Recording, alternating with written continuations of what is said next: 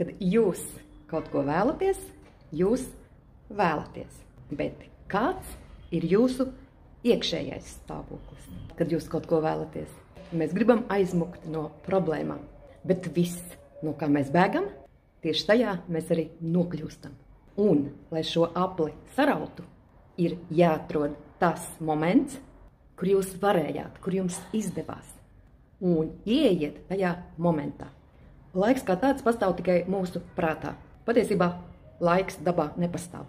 Tātad jūs ieiet tajā brīnišķīgā stāvokļa atmiņā un tajā ieliekat savu brīnišķīgo vajadzību. Un nevis atbrīvoties no kaut kā, bet man jau tas ir. Vai tā ir veselība, vai tās ir attiecības, vai tā ir kāda materiālā vērtība, bet nu tad tā līdz pašām skudriņām. Un tieši šīs sajūtas sāks to projicēt un izpaust ārpusē.